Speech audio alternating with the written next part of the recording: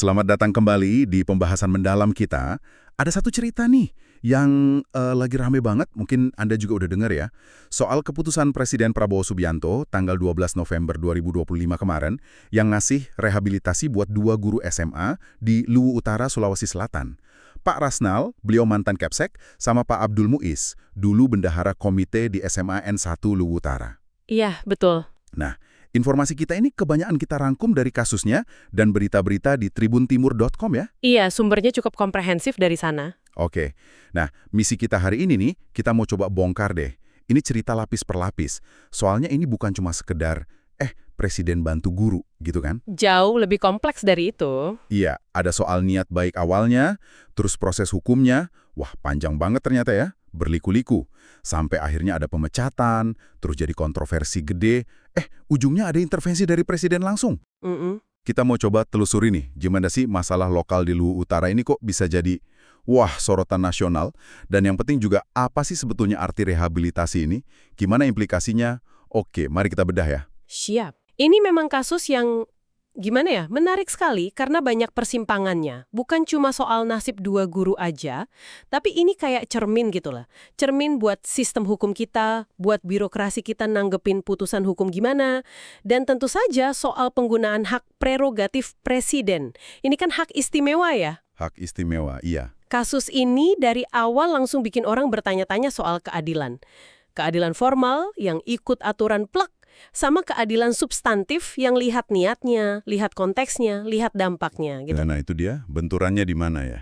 Iya, titik temunya di mana atau malah jangan-jangan emang seringnya benturan. Kasus Pak Rasnal dan Pak Muiz ini jadi studi kasus yang pas banget buat diskusi itu. Mungkin langkah pertama kita perlu samakan persepsi dulu soal istilah kuncinya, rehabilitasi. Apa sih ini sebenarnya? Yang rehabilitasi dari presiden ini maksudnya apa? Secara umum ya, rehabilitasi itu artinya pemulihan.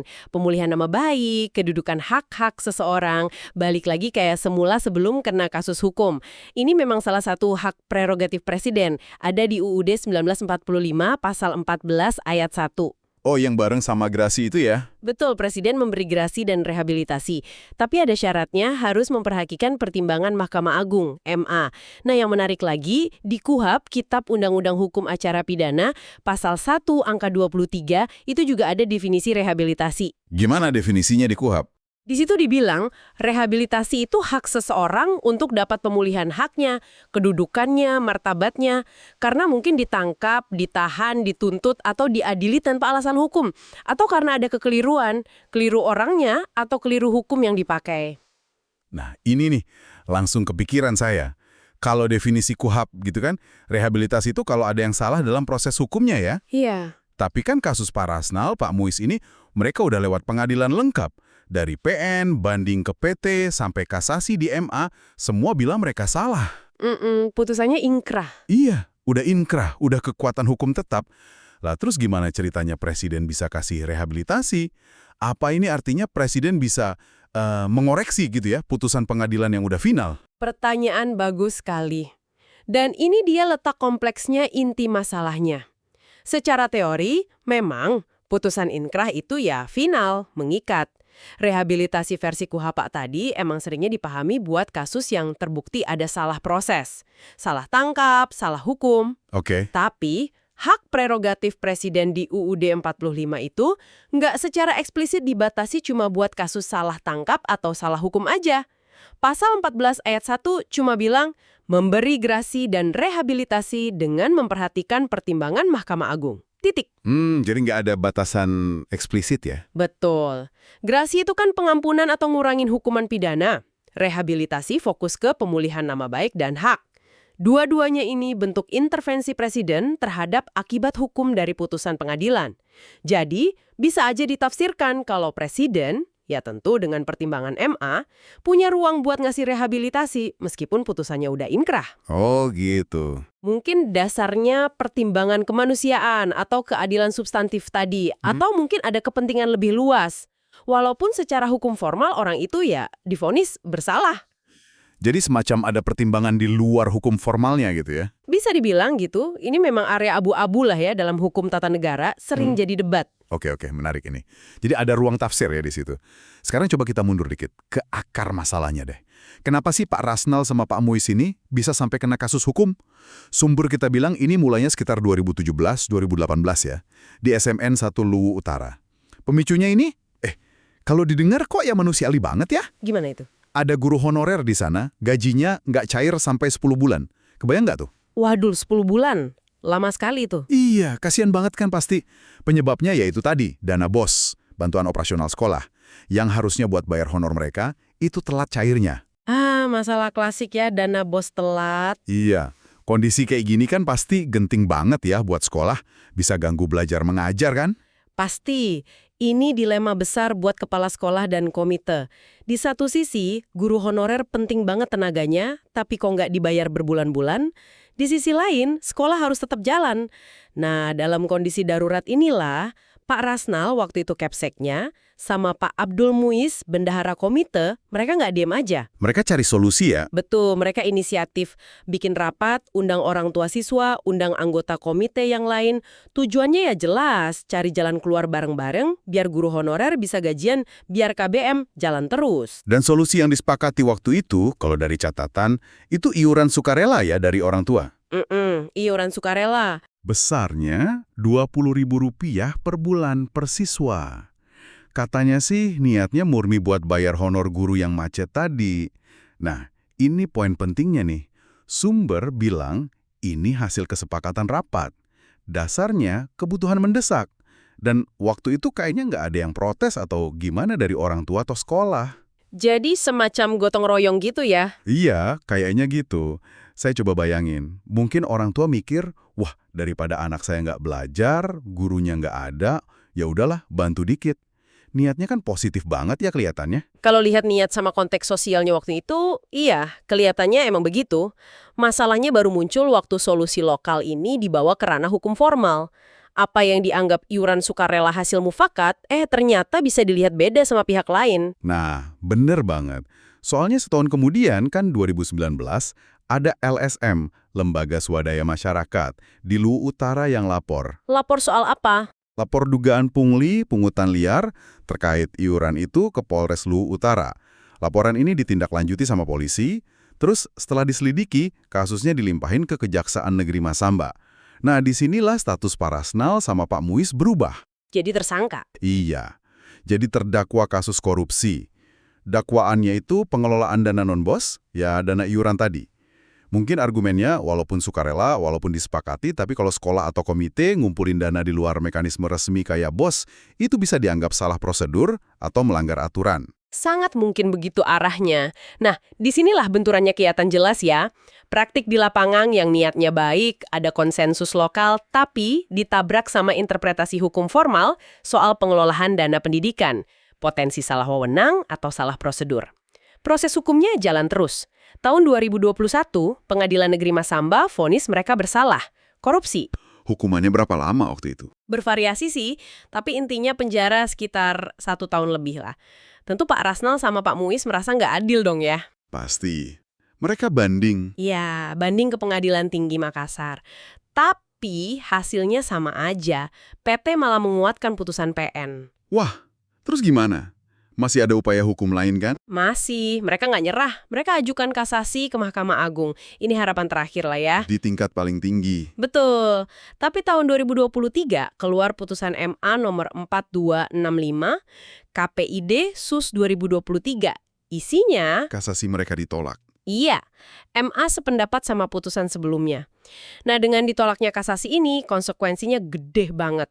Putusan pidananya jadi ingkracht van Guisde. Kekuatan hukum tetap. Betul, artinya ya udah secara hukum mereka statusnya terpidana korupsi, final, nggak bisa digugat lagi lewat jalur biasa.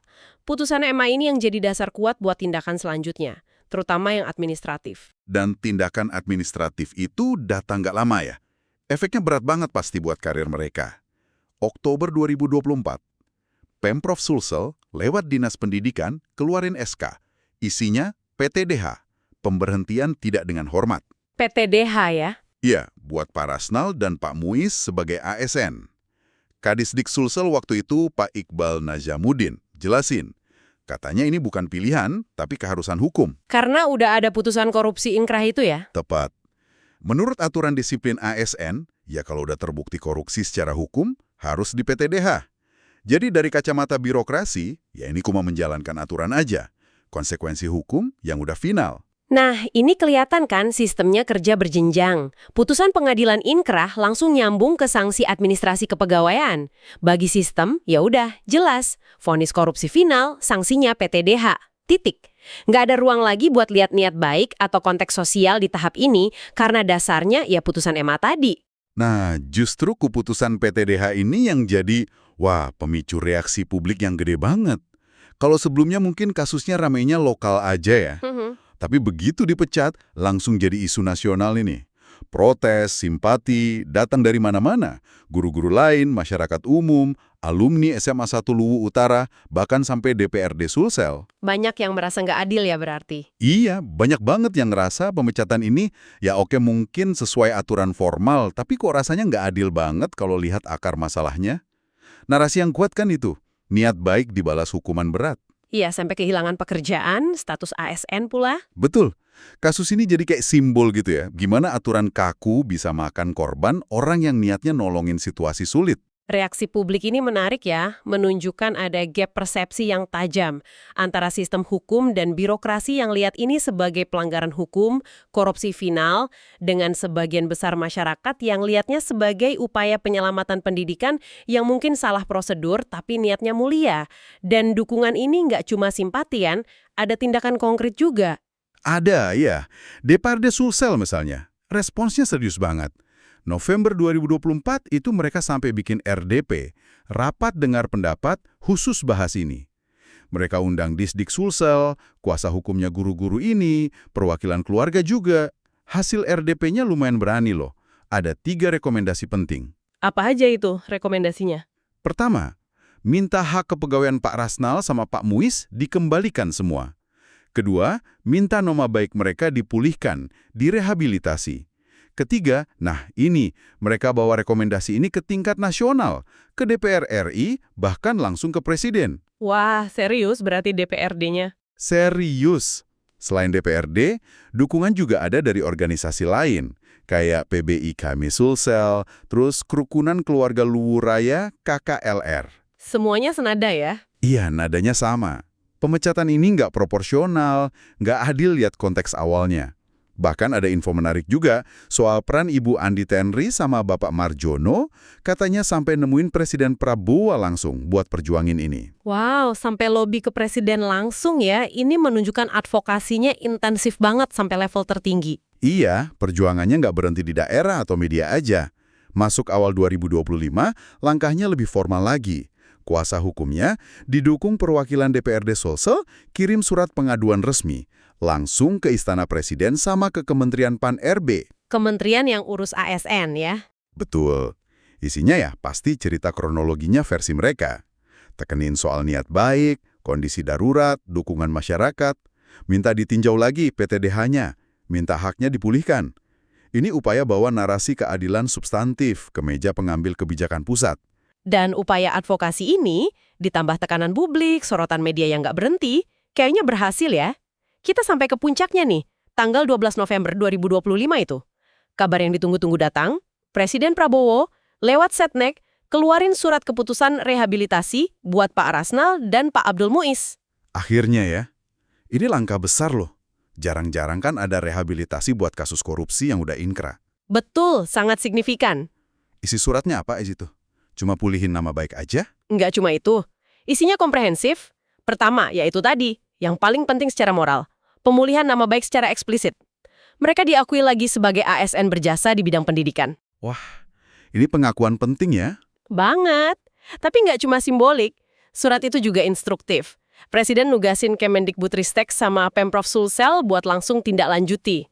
Tindak lanjutnya apa? Pengembalian semua hak administratif kepegawaian mereka yang dicabut gara-gara PTDH, termasuk status ASN-nya, dan juga, ini krusial banget, hak pensiun sama tunjangan-tunjangannya. Oh, jadi sampai ke hak pensiun juga ya? Iya, Jadi rehabilitasinya ini nyata dampaknya, bukan cuma nama baik, tapi juga status dan kesejahteraan mereka dipulihkan. Wah, pasti disambut gembira banget ya ini sama keluarga, pendukung, masyarakat Luwu Utara. Kayak akhir bahagia gitu ya dari drama panjang ini. Bisa dibilang begitu. Rehabilitasi ini kayaknya jadi jawaban gitu ya, atas suara publik, atas advokasi yang gencar itu, yang ngerasa putusan hukum formal sama sanksi administrasinya kok nggak pas sama rasa keadilan masyarakat. Tepat sekali. Coba kita rangkum ya perjalanan panjang ini. Mulai dari inisiatif Pak Rasnal dan Pak Muiz di sekolah buat atasi gaji honorer macet karena bos telat, inisiatif iuran sukarela, niatnya baik, ada kesepakatan lokal, malah keseret kasus hukum korupsi dana non-bos. Divonis salah di semua tingkat pengadilan, sampai kasasi MA, ditolak. Inkrah. Konsekuensinya, PTDH sebagai ASN. Tapi, pemecatan ini malah picu reaksi publik besar-besaran, dukungan dari mana-mana, advokasi sampai ke presiden. Puncaknya, Presiden pakai hak prerogatifnya, kasih rehabilitasi. Nama baik pulih, hak-hak kembali. Kasus ini jadi ilustrasi jelas banget soal kompleksitas atau mungkin ya ketegangan antara aturan hukum formal, aturan birokrasi yang kaku, sama persepsi keadilan, niat baik, dan konteks sosial di masyarakat.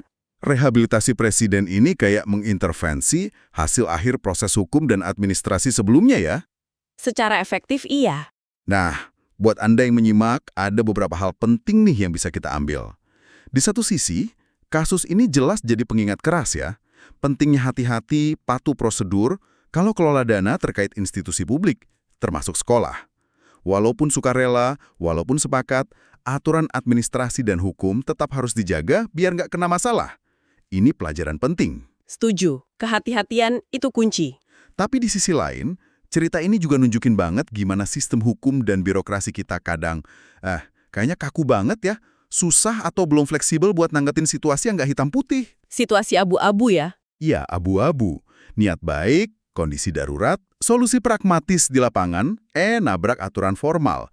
Rehabilitasi presiden ini memang nutup babak pahit buat Pak Rasnal dan Pak Muiz ya. Tapi sekaligus buka lagi diskusi yang lebih dasar buat kita semua.